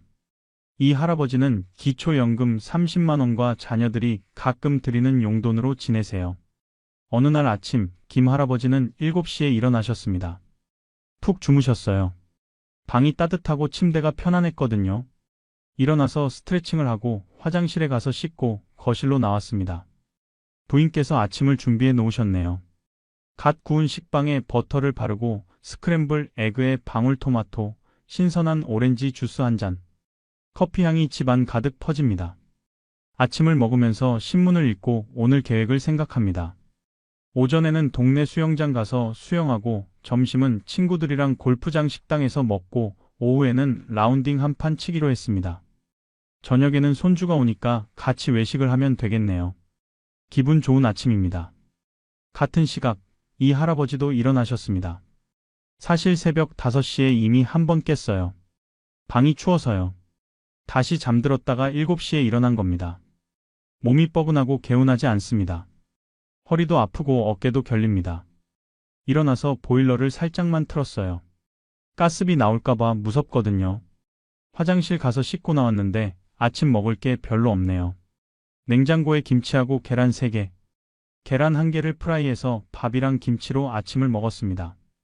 텔레비전을 틀었어요. 오늘 뭐 할까 생각해봤지만 딱히 할 게 없습니다. 친구들은 골프 간다고 했지만 같이 가면 10만 원은 깨지니까 안 간다고 했어요. 그냥 동네 공원이나 산책하다가 복지관 가서 시간 보내야겠습니다. 점심은 집에서 라면 끓여 먹으면 되고요. 이렇게 똑같은 아침 7시인데 두 분의 하루 시작은 완전히 다릅니다. 이게 하루, 이틀이 아니라 매일 반복되는 겁니다. 1년이면 365일, 10년이면 3650일. 이 차이가 쌓이고 쌓이면 어떻게 될까요? 삶의 질 자체가 달라지는 거예요. 여러분, 아침 이야기만 해도 이렇게 깁니다. 그런데 여기서 끝이 아닙니다. 이제 건강관리에 대해 이야기해 볼게요. 나이가 들면 누구나 한 가지씩은 아픈 데가 생기죠. 무릎이 시리다, 허리가 아프다, 눈이 침침하다, 이가 흔들린다. 이런 증상들은 노화의 자연스러운 과정이라고 할 수 있습니다. 그런데 같은 증상이라도 경제력에 따라 대처하는 방식이 완전히 달라집니다. 먼저 정기검진부터 이야기해 볼까요? 경제적 여유가 있는 분들은 1년에 한 번, 어떤 분들은 6개월에 한 번씩 종합검진을 받습니다. 대학병원이나 전문검진센터에 가서 최신 장비로 온몸을 꼼꼼하게 검사하죠. 피검사는 기본이고 CT, MRI, 내시경, 초음파까지 비용이 100만 원, 200만 원 들어도 망설이지 않습니다. 건강이 최고지, 미리미리 검사해서 병을 예방하는 게 중요해. 이런 마인드로 정기적으로 검진을 받는 거예요. 그러다 보니 작은 이상 징후도 초기에 발견할 수 있습니다. 혈압이 조금 높다, 혈당이 경계선이다, 간 수치가 올라갔다. 이런 걸 미리 알면 생활 습관을 고치거나 약을 먹어서 큰 병으로 발전하는 걸 막을 수 있죠. 실제로 암도 초기에 발견하면 완치율이 90%가 넘습니다. 정기검진이 생명을 구하는 셈이에요. 그런데 경제적으로 어려운 분들은 어떨까요? 종합검진은 꿈도 못 꿉니다. 비용이 너무 부담되거든요. 기본적인 국가건강검진 2년에 한 번 받는 그것조차도 꼭 받아야 하나 하고 망설이는 분들도 계세요. 시간도 아깝고 검사 결과 나쁜 거 나오면 또 병원 가야 되고 그럼 돈 들고 이런 생각에 아예 검진을 안 받는 경우도 많습니다. 그러다가 몸이 정말 안 좋아져서 도저히 참을 수 없을 때 병원에 갑니다. 그때는 이미 병이 많이 진행된 상태예요. 초기에 발견했으면 간단하게 치료할 수 있었던 병이 이제는 큰 수술을 해야 하고 입원도 해야 하고 비용도 몇백만 원씩 듭니다. 그럼 더 큰 경제적 어려움에 빠지는 거죠. 치과 이야기도 해볼까요? 이게 참 큰 차이를 만들어냅니다. 경제적 여유가 있는 분들은 이가 조금만 시리거나 불편해도 바로 치과에 갑니다. 정기적으로 스케일링도 받고 이가 빠지면 임플란트를 해요. 한 개에 150만 원, 200만 원 하는 임플란트를 10개, 15개 하시는 분도 있습니다. 총 비용이 2천만 원, 3천만 원 나와도 건강을 위해서 투자하는 거죠. 그래서 70대, 80대가 되어도 이가 튼튼합니다. 고기도 잘 씹어 먹고 과일도 그냥 깨물어 먹고 음식을 즐길 수 있어요. 반면에 경제적으로 어려운 분들은요, 이가 아파도 참습니다. 진통제 먹으면서 버티는 거예요. 정 안 되면 동네 치과 가서 이를 뽑습니다. 임플란트는 엄두도 못 내고 틀니를 해야 하는데 틀니도 비싸요.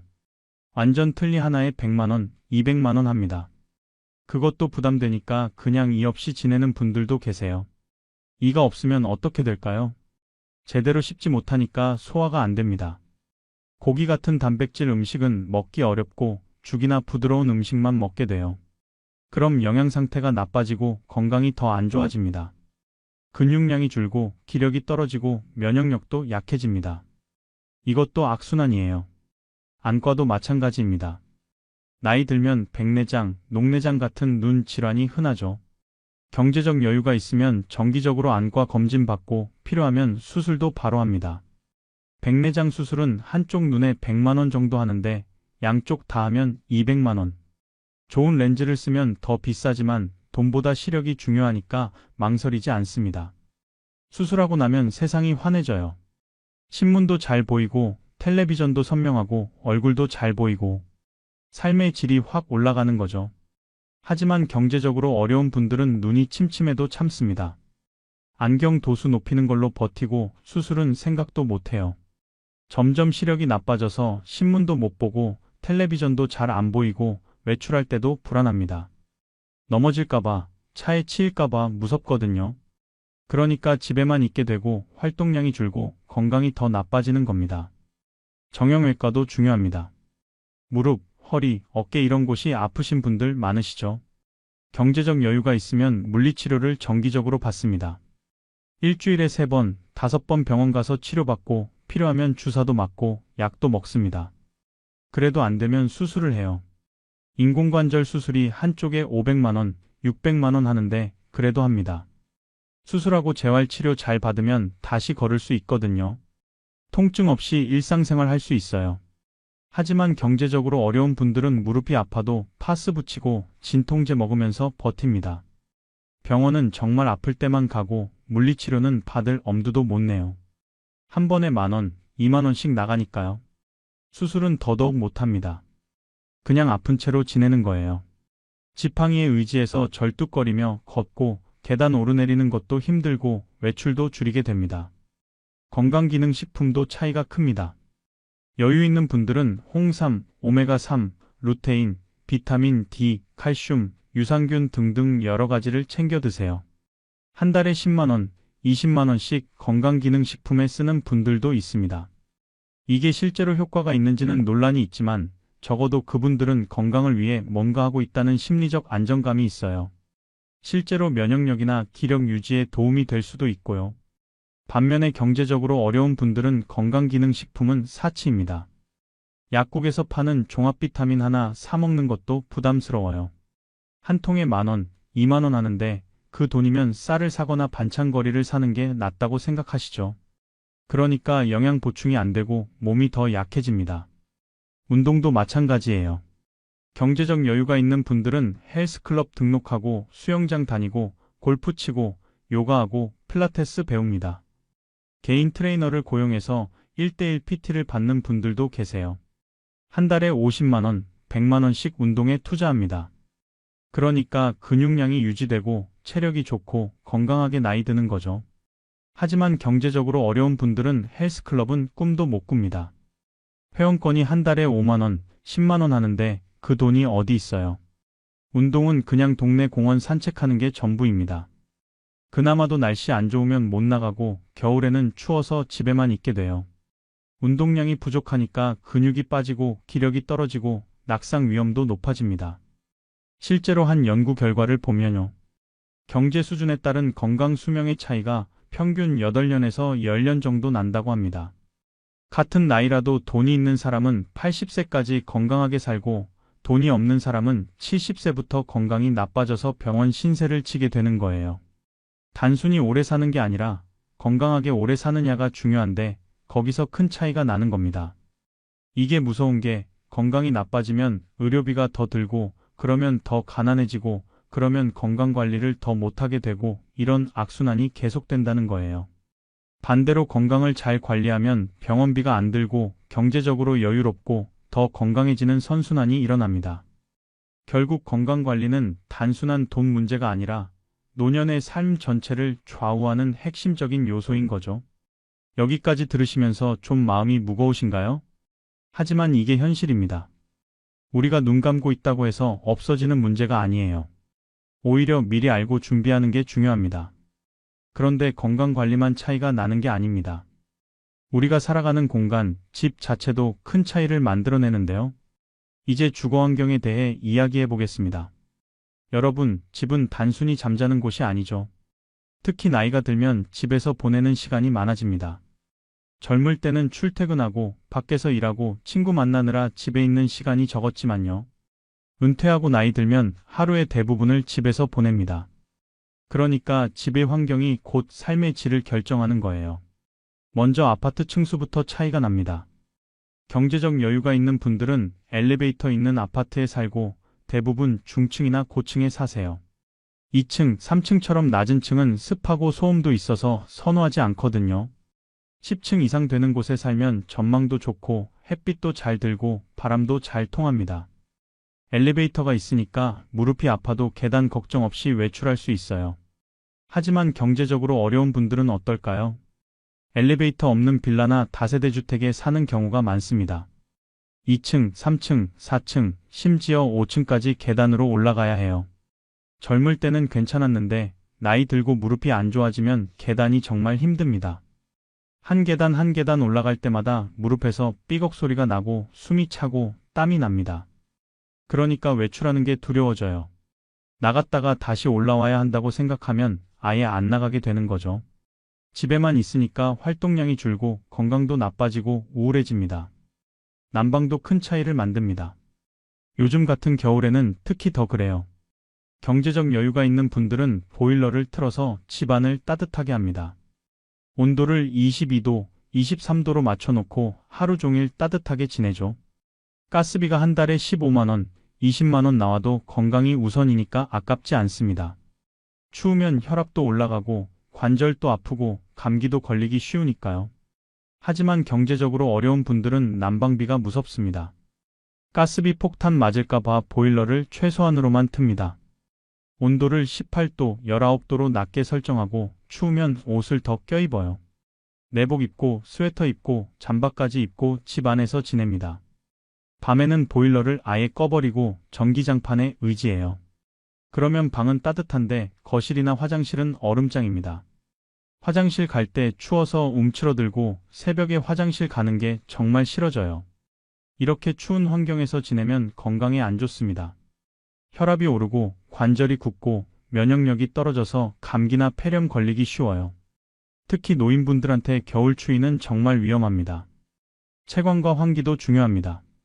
여유 있는 분들이 사는 집은 대부분 남향이거나 남동향이에서 햇빛이 잘 듭니다. 창문도 크고 베란다도 있어서 환기도 잘 되고 집안이 밝고 쾌적해요. 햇빛을 많이 쓰면 비타민 D도 생성되고 기분도 좋아지고 우울증 예방에도 도움이 됩니다.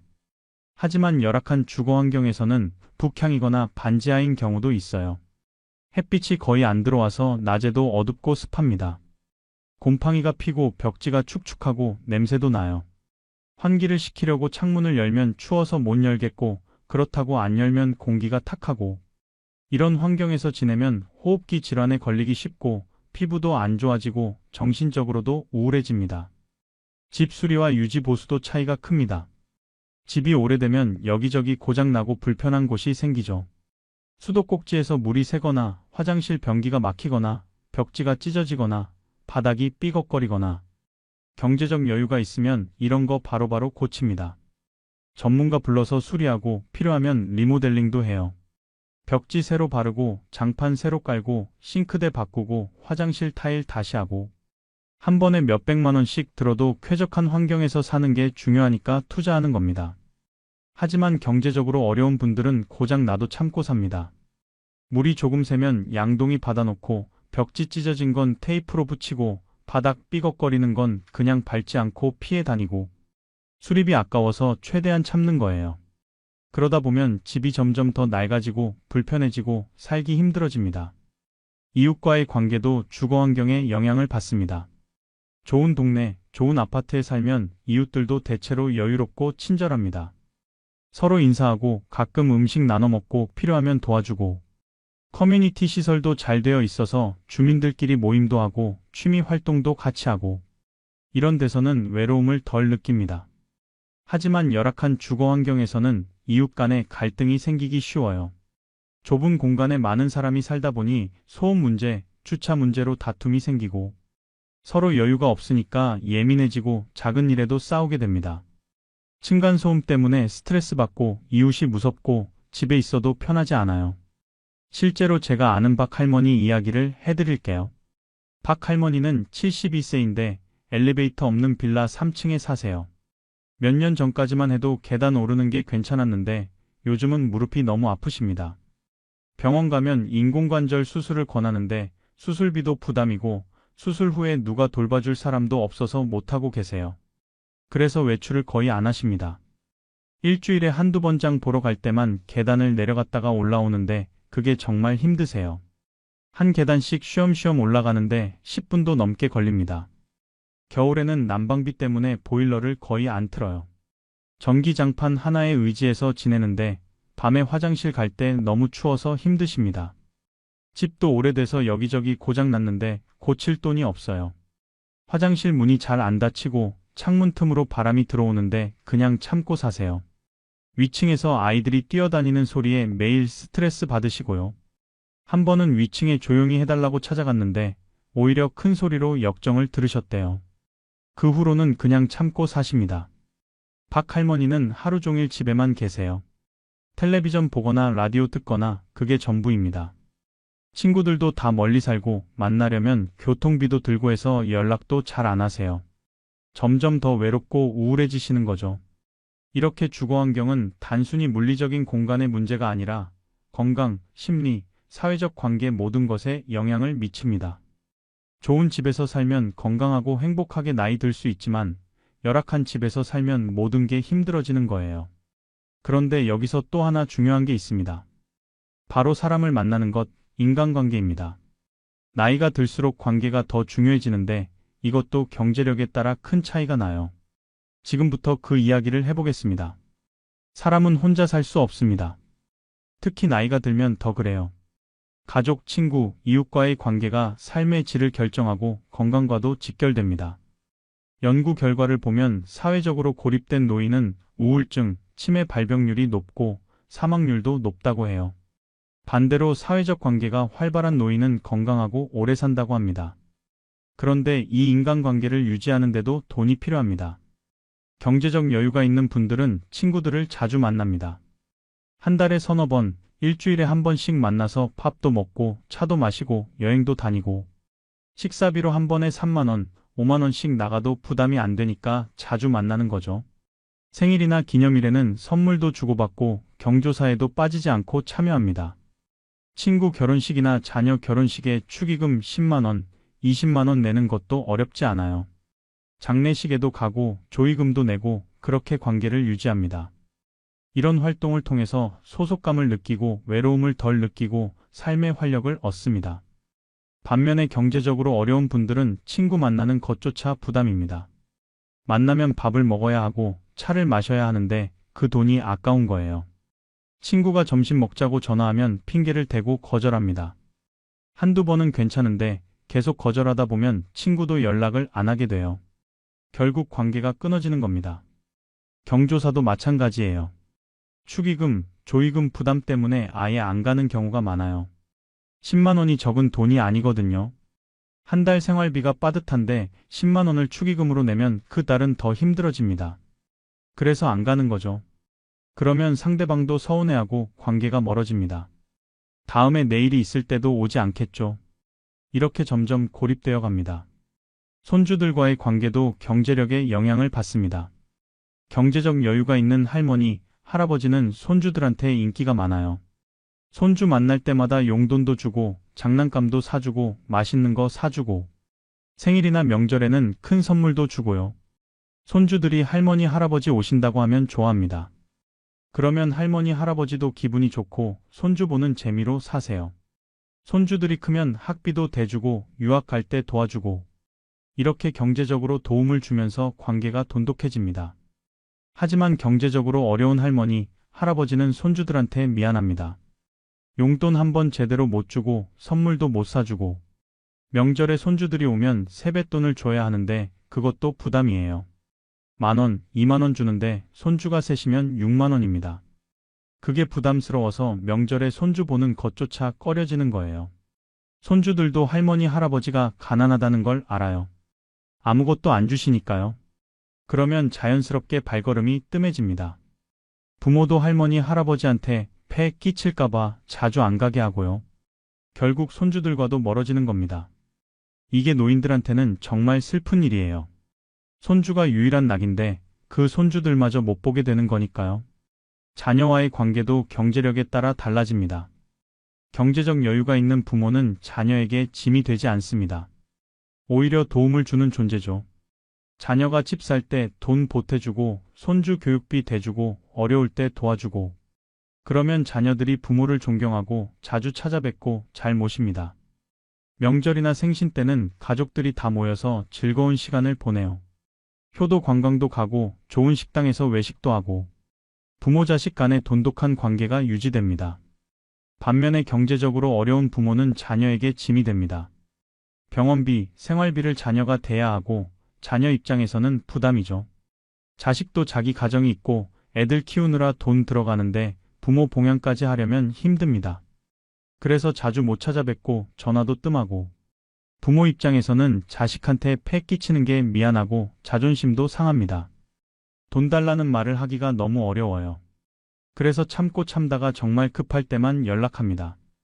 자식도 전화 오면 돈 달라는 소린가 싶어서 스트레스 받고 이렇게 관계가 껄끄러워지는 거예요. 명절에도 자식들이 의무감으로 오는 것 같고 환영받지 못한다고 느낍니다. 실제로는 자식들도 부모를 사랑하지만 경제적 부담 때문에 관계가 어색해지는 거죠. 모임 활동도 차이가 납니다. 경제적 여유가 있는 분들은 각종 동호회, 동창회, 친목회에 적극적으로 참여합니다. 골프 모임, 등산 모임, 독서 모임, 봉사 모임 등등. 회비도 내고 활동비도 내고 뒤풀이 비용도 부담합니다. 이런 모임을 통해서 새로운 사람들을 만나고 사회적 네트워크를 유지하고 소속감을 느낍니다. 은퇴 후에도 이런 활동 덕분에 외롭지 않고 활기차게 지내는 거예요. 하지만 경제적으로 어려운 분들은 모임에 참여하기 어렵습니다. 회비 내는 것부터 부담이고 모임 때마다 식사비, 교통비 드는 게 힘들어요. 그래서 모임을 탈퇴하거나 아예 가입을 안 합니다. 혼자서 집에 있거나 무료로 갈 수 있는 복지관, 경로당에만 가요. 거기서 만나는 사람들도 비슷한 처지라서 대화 주제도 제한적이고 즐겁지 않습니다. 점점 더 사회에서 고립되어 가는 거죠. 실제 사례를 하나 더 들어볼게요. 같은 동창회에 다니던 최 할아버지와 정 할아버지가 있습니다. 둘 다 78세, 같은 고등학교 동창이에요. 50년 넘게 우정을 이어온 친구들입니다. 최 할아버지는 사업을 해서 돈을 좀 모으셨어요. 정 할아버지는 평범한 직장인으로 일하다가 은퇴하셨고요. 5년 전까지만 해도 두 분 다 동창회에 나오셨습니다. 한 달에 한 번씩 만나서 식사하고 술 한잔하고 옛날 얘기하고 정말 즐거운 시간이었죠. 그런데 3년 전부터 정 할아버지가 동창회에 안 나오시기 시작했어요. 처음에는 몸이 안 좋다고 하셨고 그 다음에는 약속이 있다고 하셨고 점점 빠지는 횟수가 늘어났습니다. 최 할아버지가 전화해서 왜 안 나오냐고 물었더니 정 할아버지는 솔직하게 말씀하셨대요. 동창회 나가면 한 번에 5만 원, 6만 원씩 나가는데 그게 부담이 된다고. 연금이 적어서 생활비 빠듯한데 매달 동창회비까지 내기가 힘들다고. 최 할아버지가 자기가 낼 테니까 나오라고 했지만 정 할아버지는 거절하셨어요. 그렇게 얻어먹으면서까지 나가고 싶지 않다고, 자존심 상한다고. 결국 정 할아버지는 동창회를 나오지 않게 됐습니다. 50년 넘게 이어온 우정도 경제적 차이 때문에 멀어진 거예요. 지금 정 할아버지는 거의 집에만 계신다고 합니다. 친구들도 다 만나지 않고 혼자 지내시는 거죠. 최 할아버지는 여전히 동창회도 나가고 골프 모임도 다니고 활발하게 지내시는데 말이에요. 이렇게 경제력이 인간관계에 미치는 영향은 정말 큽니다. 관계를 유지하는 데는 시간만이 아니라 돈도 필요한 거예요. 밥 한 끼, 차 한 잔, 교통비, 선물, 축의금, 조의금 이런 작은 것들이 쌓여서 큰 차이를 만듭니다. 결국 경제적으로 어려운 분들은 점점 고립되고 외로워지고 우울해집니다. 사람을 만나지 못하니까 말할 기회도 줄고 웃을 일도 줄고 삶의 의미도 잃어가는 거죠. 반대로 경제적으로 여유로운 분들은 활발한 사회생활을 통해 건강도 유지하고 행복감도 느끼고 삶의 질이 높아집니다. 이제 시간도 많고 건강도 괜찮은데 뭘 하면서 시간을 보낼까요? 바로 여가생활입니다. 여가를 어떻게 보내느냐에 따라서도 노년의 삶이 완전히 달라지는데요. 지금부터 그 이야기를 해보겠습니다. 은퇴하고 나면 시간이 정말 많습니다. 젊을 때는 일하느라 시간이 없었는데 은퇴하면 하루가 24시간이 다 자기 시간이에요. 이 시간을 어떻게 보내느냐가 노년의 행복을 결정합니다. 경제적 여유가 있는 분들은 여가 생활이 풍부합니다. 취미 생활을 다양하게 즐기죠. 골프, 테니스, 수영, 등산 같은 운동도 하고요. 그림 그리기, 서예, 도자기 만들기 같은 예술 활동도 합니다. 악기를 배우거나 노래를 배우거나 춤을 배우는 분들도 계세요. 사진 찍기, 요리, 원예 이런 것도 인기가 많고요. 이런 활동들은 대부분 비용이 듭니다. 골프는 한 번에 10만 원, 20만 원씩 들고요. 문화센터 수강료도 한 달에 10만 원, 20만 원 합니다. 악기를 배우려면 악기도 사야 하고 레슨비도 내야 하고. 하지만 경제적 여유가 있으니까 이런 활동들을 마음껏 즐기는 거예요. 그러면서 새로운 것을 배우는 즐거움을 느끼고 성취감도 얻고 삶의 활력을 찾습니다. 문화생활도 활발합니다. 연극, 뮤지컬, 콘서트, 전시회 자주 갑니다. 한 달에 두세 번은 공연을 보러 가고 미술관이나 박물관도 찾아가요. 티켓 가격이 5만 원, 10만 원 해도 부담 없이 삽니다. 문화생활을 통해서 감성을 풍부하게 하고 삶의 질을 높이는 거죠. 여행도 자주 다닙니다. 국내 여행은 물론이고 해외여행도 1년에 한두 번씩 갑니다. 유럽, 미국, 일본, 동남아시아 여러 나라를 다니면서 견문을 넓히고 새로운 경험을 쌓습니다. 여행 비용이 한 번에 300만 원, 500만 원 들어도 평생 모은 돈으로 즐기는 거니까 아깝지 않아요. 여행에서 찍은 사진을 친구들한테 자랑하고 여행 이야기를 나누면서 행복을 느낍니다. 배움에 대한 열정도 식지 않습니다. 대학교 평생교육원에 다니면서 역사, 철학, 문학을 공부하는 분들도 있고요. 외국어를 배우는 분들도 많습니다. 영어, 중국어, 일본어 배워서 여행 갈 때 쓰려고요. 컴퓨터나 스마트폰 사용법을 배우는 분들도 있습니다. 요즘 세상을 따라가려면 디지털 기기를 다룰 줄 알아야 하니까요. 이렇게 계속 배우고 발전하는 모습은 정말 멋있습니다. 나이가 들어도 성장할 수 있다는 걸 보여주는 거죠. 반면에 경제적으로 어려운 분들의 여가 생활은 어떨까요? 선택지가 매우 제한적입니다. 돈이 드는 활동은 거의 못해요. 골프, 테니스 이런 건 꿈도 못 꾸고 문화센터 수강도 부담됩니다. 그래서 주로 무료로 할 수 있는 것만 합니다. 동네 공원 산책, 경로당 가서 화투치기, 복지관에서 하는 무료 프로그램 참여. 집에서 텔레비전 보는 게 대부분의 여가 시간이에요. 하루 종일 텔레비전만 보다 보면 무기력해집니다. 드라마 보고, 뉴스 보고, 예능 보고, 또 드라마 보고. 반복되는 일상의 지루함을 느끼고 삶의 의미를 잃어갑니다. 문화생활도 거의 못합니다. 공연이나 전시회는 티켓값이 부담되니까 안 가요. 가끔 무료로 하는 공연이 있으면 가지만 자주 있는 것도 아니고요. 영화관도 잘 안 갑니다. 영화 한 편 보는데 10,000원, 12,000원 하는데 그 돈이면 밥 한 끼 먹을 수 있으니까요. 그냥 집에서 텔레비전으로 나오는 옛날 영화 보는 게 전부입니다. 여행은 더더욱 못 갑니다. 국내 여행도 교통비, 숙박비, 식비 생각하면 부담되고요.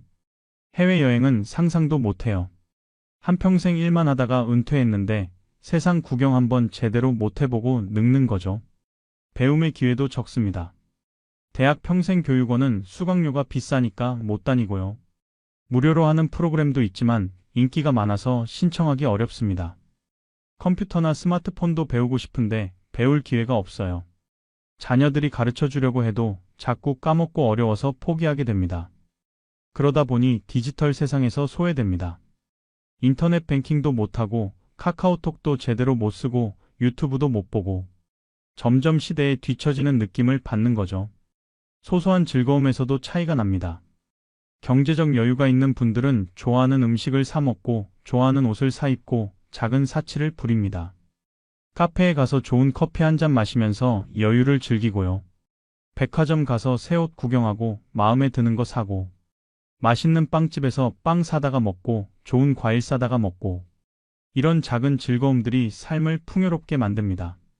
하지만 경제적으로 어려운 분들은 이런 작은 즐거움도 누리기 어렵습니다. 카페는 비싸니까 안 가고 옷은 있는 거 입고 빵이나 과일은 할인할 때만 조금 삽니다. 매일매일이 절약, 절약, 절약입니다. 하고 싶은 거 참고, 먹고 싶은 거 참고, 사고 싶은 거 참고. 이렇게 참다 보면 삶이 팍팍해지고 재미가 없어집니다. 왜 사는지 의미를 잃어가는 거예요. 한 가지 예를 들어볼게요. 강할머니와 윤할머니는 같은 아파트에 사는 이웃입니다. 둘 다 73살이고 남편은 돌아가시고 혼자 사세요. 강할머니는 남편이 남긴 재산과 연금으로 한 달에 400만 원 정도 수입이 있습니다. 윤할머니는 기초연금 30만 원과 자녀가 주는 용돈 30만 원으로 한 달에 60만 원 정도로 지내세요. 어느 월요일 아침입니다. 강할머니는 아침 먹고 문화센터에 가요. 오늘은 수채화 수업이 있는 날이거든요. 수채화 배운 지 6개월 됐는데 점점 실력이 늘어서 재미있어요. 수업 끝나고 같이 수업 듣는 친구들이랑 점심 먹고 카페 가서 수다 떨었습니다. 오후에는 백화점에 들러서 봄옷 구경하고 예쁜 블라우스 하나 샀어요. 집에 와서 저녁 준비하면서 오늘 하루가 참 즐거웠다고 생각합니다. 같은 날 윤할머니는 아침 먹고 텔레비전을 켰어요. 아침 드라마 보고 시사 프로그램 보고 점심때 됐네요. 냉장고에 남은 반찬으로 혼자 점심 먹고 설거지하고 또 텔레비전 봅니다. 오후 내내 소파에 앉아서 예능 프로그램 보고 저녁 뉴스 보고 저녁 먹고 또 드라마 보다가 잠듭니다. 오늘도 하루가 그냥 갔네요. 내일도 똑같을 거예요. 이렇게 매일매일이 반복됩니다. 여러분, 이 두 분의 삶을 비교해 보세요. 강할머니는 배우고 만나고 즐기면서 활기차게 삽니다. 윤할머니는 집에서 텔레비전만 보면서 무기력하게 삽니다. 10년 후에 두 분의 건강 상태와 정신 상태는 어떻게 다를까요? 아마 강할머니는 여전히 건강하고 활발하실 거예요. 윤할머니는 건강도 나빠지고 치매 위험도 높아질 수 있습니다. 이게 여가 생활의 차이가 만드는 결과입니다. 여가를 어떻게 보내느냐가 단순히 시간을 때우는 문제가 아니라 건강과 행복을 결정하는 거예요. 그런데 이 모든 차이의 근본에는 심리적인 부분이 자리 잡고 있습니다. 경제력이 만드는 가장 큰 차이는 어쩌면 마음속에 있는 것인지도 몰라요. 지금부터 그 이야기를 해보겠습니다. 지금까지 우리는 구체적이고 눈에 보이는 차이들을 이야기했습니다. 수면의 질, 식사, 건강관리, 주거환경, 인간관계, 여가생활. 하지만 이 모든 것의 근저에는 심리적인 차이가 깔려 있습니다. 경제적 불안이 만드는 정신적 스트레스, 이게 정말 무섭습니다. 경제적으로 어려운 분들은 항상 불안합니다. 내일은 어떻게 살지, 다음 달 생활비는 어떻게 마련하지, 병원비는 어떻게 내지. 끊임없이 걱정하고 불안해합니다. 잠자리에 들 때도 걱정, 아침에 일어나도 걱정. 이 불안감이 하루 24시간 마음속을 짓누릅니다. 이런 상태가 계속되면 스트레스 호르몬이 과다 분비되고 그게 건강을 해칩니다. 혈압이 오르고 혈당이 오르고 면역력이 떨어지고 심장 질환 위험이 높아집니다. 정신적으로도 우울증, 불안장애에 걸릴 위험이 큽니다. 실제로 연구 결과를 보면 경제적 스트레스가 우울증의 주요 원인 중 하나라고 해요. 돈 걱정이 마음의 병을 만드는 겁니다. 반면에 경제적으로 여유로운 분들은 마음이 편안합니다. 물론 걱정이 아예 없는 건 아니에요. 나이 들면 누구나 건강 걱정, 죽음에 대한 두려움이 있습니다. 하지만 적어도 돈 걱정은 안 해도 됩니다. 생활비 걱정, 병원비 걱정, 미래에 대한 경제적 불안에서 자유로운 거죠. 그러니까 마음이 훨씬 가볍고 여유롭고 긍정적입니다. 긍정적인 마음은 건강에도 좋아요. 스트레스가 적으니까 혈압도 안정적이고 면역력도 유지되고 질병에 덜 걸립니다. 정신 건강도 좋아서 우울증이나 불안장애 발병률이 낮습니다. 미래에 대한 태도도 다릅니다. 경제적 여유가 있는 분들은 미래를 계획할 수 있습니다. 내년에는 여행 가고, 내후년에는 이거 하고, 5년 후에는 저거 하고. 이렇게 계획을 세우고 그걸 실현해 나가는 재미가 있어요. 꿈과 목표가 있으니까 삶의 활력이 생기는 겁니다. 하지만 경제적으로 어려운 분들은 미래를 계획할 수 없습니다. 내일 당장이 걱정인데 내년 계획을 어떻게 세워요? 그냥 하루하루 버티는 게 전부입니다. 꿈이나 목표 같은 건 사치고 그저 오늘을 견디는 거죠. 이렇게 미래가 없다고 느끼면 삶의 의미를 잃어갑니다. 왜 사는지, 뭘 위해 사는지 모르겠고 무기력해집니다. 자존감에도 영향을 미칩니다. 경제적 여유가 있으면 자신감이 생깁니다. 내가 경제적으로 독립적이고 자녀에게 짐이 안 되고 오히려 도움을 줄 수 있다. 이런 생각이 자존감을 높여줍니다. 사회에서도 대접받고 존중받는다고 느껴요. 반면에 경제적으로 어려우면 자존감이 떨어집니다. 자녀한테 손 벌려야 하고 친구들 앞에서 주눅 들고 사회에서 무시당하는 것 같고 나는 쓸모없는 사람이다, 짐이다 이런 생각을 하게 됩니다. 자존감이 낮아지면 우울해지고 사람을 만나기 싫어지고 더 고립됩니다. 악순환이 계속되는 거예요. 외로움과 고독감도 큽니다. 앞에서 이야기했듯이 경제적으로 어려우면 사람을 만나기 힘듭니다. 관계가 끊어지고 혼자 지내는 시간이 많아져요. 외로움은 노인들에게 정말 치명적입니다. 연구 결과를 보면 외로움이 담배 하루 15갭이 피우는 것만큼 건강에 해롭다고 해요. 치매 발병률도 높이고 사망률도 높인다고 합니다. 경제적으로 여유로운 분들은 외로움을 덜 느낍니다. 사람을 자주 만나고 활동을 하고 사회와 연결되어 있으니까요. 하지만 경제적으로 어려운 분들은 고독 속에서 힘들게 지냅니다. 그래도 돈으로 살 수 없는 것들도 있습니다. 사랑, 우정, 가족의 따뜻함, 이런 건 돈으로 살 수 없어요. 진심 어린 관계, 진정한 행복은 돈과 무관할 수 있습니다. 실제로 돈은 많지만 외롭고 불행한 노인도 있고요. 돈은 없지만 가족과 친구들의 사랑 속에서 행복한 노인도 있습니다. 하지만 현실적으로는 돈